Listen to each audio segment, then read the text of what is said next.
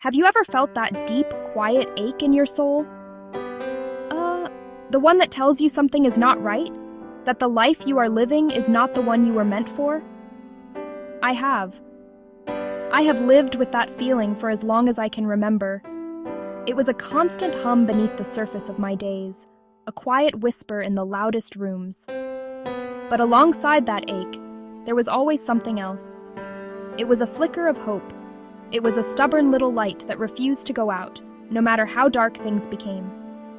This hope was a promise I made to myself, a belief that things could and would change. I grew up on the south side of the city. It was the kind of place where the sidewalks were cracked. Fences leaned tiredly against each other. It was the poorest side, a place where dreams often felt small and far away. I felt different from the very beginning. My skin was a shade lighter than most of the other kids in my neighborhood. They called me the little white girl from the house at the end of the road. It drew a line between me and everyone else, a line I could feel but never see.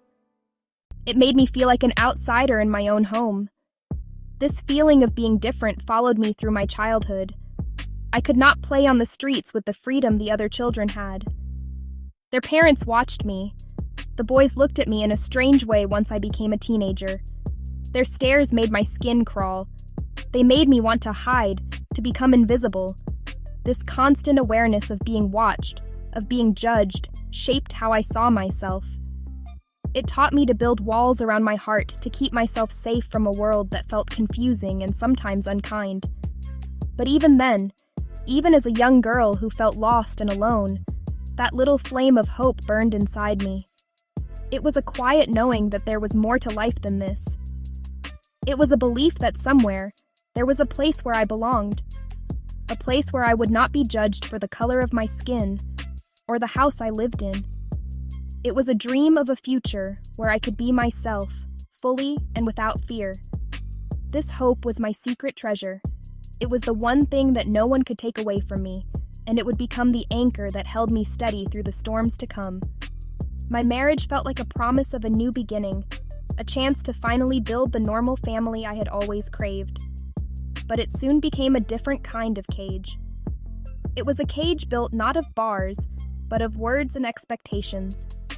My husband often made me feel small, like my dreams were silly and my ambitions were foolish. His words and his actions were two different languages, and I spent years trying to translate them. In the midst of this unhappiness, in the quiet darkness of 2014, a dream came to me. In the dream, I was living in a small country house. It was simple and white. It sat on a sprawling ranch with wide-open land. There was a small, weathered stable in the distance. The air was clean. It smelled of earth. It smelled of grass. I was sitting on the floor, my back against a plush couch with a laptop open in front of me. I was writing. The words flowed easily. They flowed freely. I walked out to the porch. A man sat in a rocking chair looking at the land. His face wasn't clear, but I knew he was kind. He wore a simple red t-shirt. He had no beard. He turned and smiled, and in that smile I felt companionship and ease. A babysitter arrived with my children. They ran to me, faces bright with joy. The babysitter held out a book and a pen. She asked for my autograph. I laughed and leaned over, using my partner's strong back as a makeshift table to sign my name. The dream wasn't about fame or fortune. It was about being free to create. It was about being free to love. It was about being free to be a mother, all at the same time. When I woke up, that feeling stayed with me. It was a stark contrast to the life I was living. By then, my marriage was crumbling. The foundation had been cracking for years. The walls were about to fall. There was no more church pressure to hold it together. I had spent years hoping for change, believing trying harder would fix it. But the dream showed me a different possibility. It showed me that a life of peace and purpose was not just a fantasy. It was a destination. Life has always felt like a strange dance to me, a constant push and pull between what we can see and what we can feel. It is a tension between science and the spirit, the head and the heart. For so long, I had tried to force my life into a shape that looked normal. I wanted the perfect family picture. A mom, a dad, happily together raising their kids. But that was not my story. That was not my path. I tried so many different ways to feel whole, to find a sense of fulfillment within the life I had. Some of those paths, however, were dead ends. We have free will. We can choose to listen to that inner voice, or we can choose to ignore it.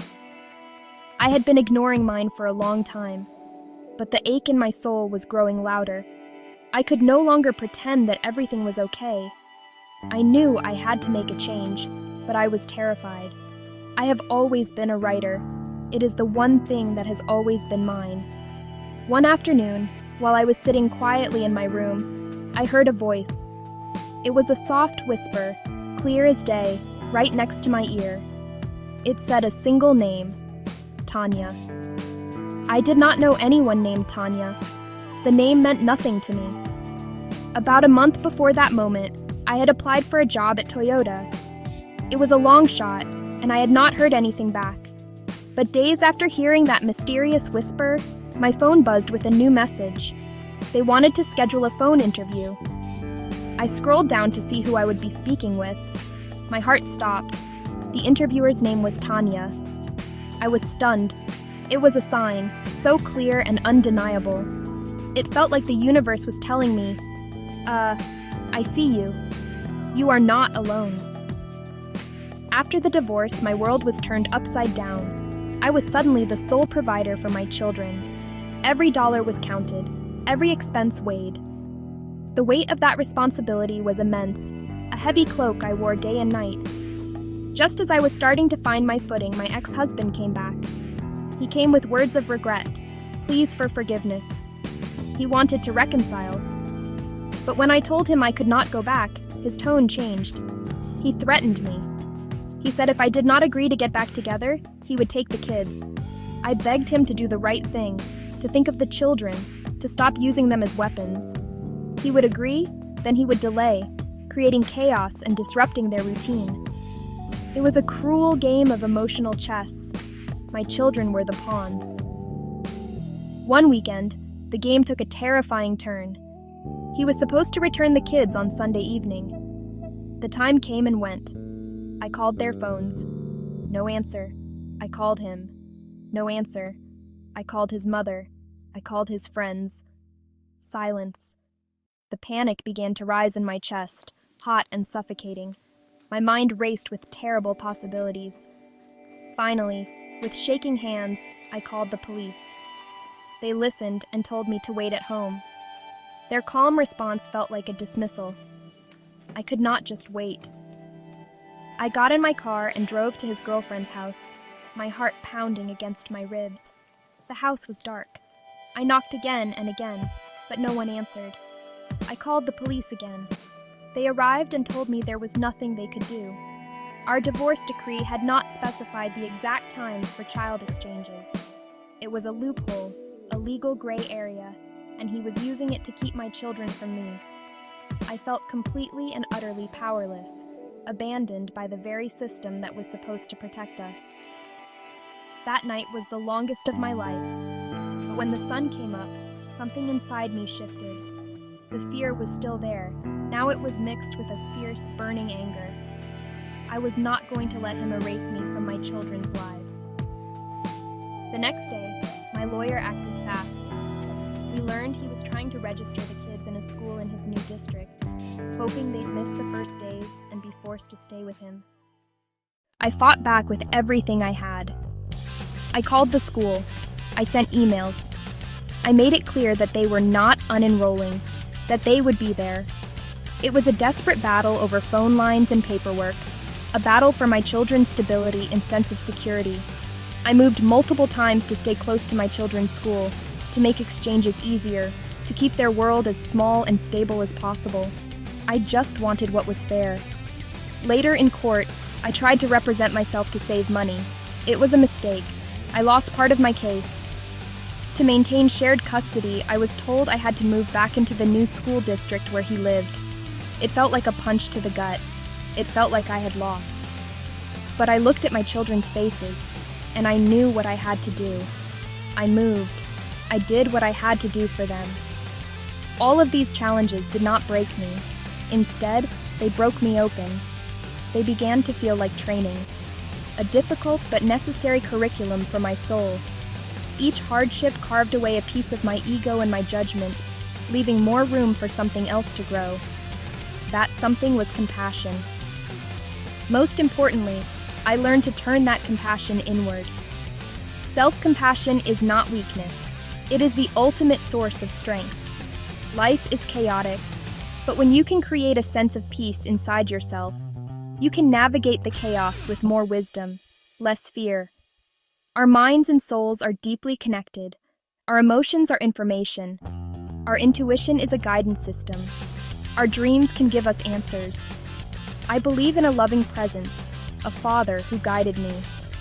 These small miracles taught me that I was never truly alone. I was being watched over. As I began to heal and listen to my own heart, my purpose became clearer. My pain was raw material. My story was meant to be shared. Stay in the light. Love yourself. Respect yourself. Use your hurt to build your purpose. Walk forward with faith, even when it is just a tiny flicker. Keep hope alive.